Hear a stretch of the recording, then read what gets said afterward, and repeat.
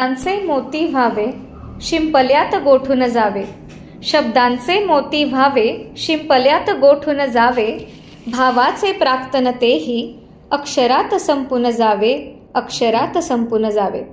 जेव्हा अशा सुंदर अक्षरांचा वृक्षच बहरतो ना, तेव्हा कुठलाही कार्यक्रम हा रंगतदारच होतो. तुम्हीही तुमच्या अशा एखाद्या रंगतदार कार्यक्रमासाठी सभागृह शोधताय? चला तर मग बघूया अक्षरवेल सभागृह. शहरातील अगदी मध्यवर्ती ठिकाणी म्हणजे नवी पेठेत असलेले हे सभागृह. सभागृहाचं वैशिष्ट्य म्हणजे हे तळ मजल्यावर असल्याने ज्येष्ठ नागरिकांसाठी अतिशय सोयीचे आहे. सभागृहाच्या सुरुवातीला 10 ते 12 दुचाकी लावण्याची सोय देखील आहे. बाहेर फलकावर आपण आगामी कार्यक्रमाच्या सूचना लावू शकता. सुरुवातीलाच हे सभागृहाचे सुंदर असलेला दरवाजा आपल्याला आकर्षित करतो. नावाप्रमाणेच अक्षरांची सुंदर वेलच बहरलेली येथे तुम्हाला दिसेल, जी मलाही खूप आवडली.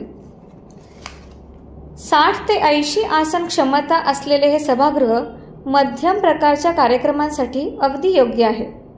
अद्ययावत सोयींनी सुसज्ज व वातानुकूलित असलेल्या या सभागृहात स्टँड माईक, कॉर्डलेस माईक असे 4 माईक व त्यासाठी लागणारी सर्व सामग्री उपलब्ध आहे.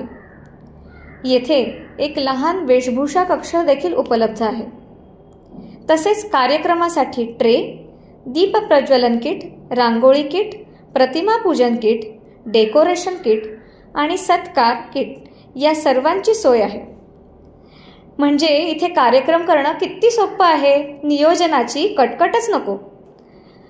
आणि हो, ही आहे स्नॅक्स आणि कोरडे पदार्थ देण्याची 300 स्क्वेअर फीटची खास जागा, जिथे चहापानाचा आस्वादही घेता येईल. वर महिला व पुरुषांसाठी वेगळी वेगळी प्रसाधनगृहे देखील उपलब्ध आहेत.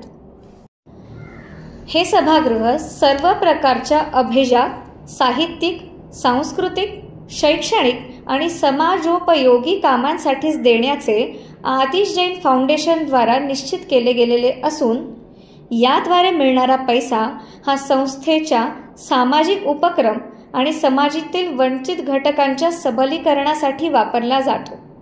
म्हणजेच हे सभागृह घेणे म्हणजे समाजातील वंचित घटकांना मदतीचा हात दिल्यासारखेच होईल.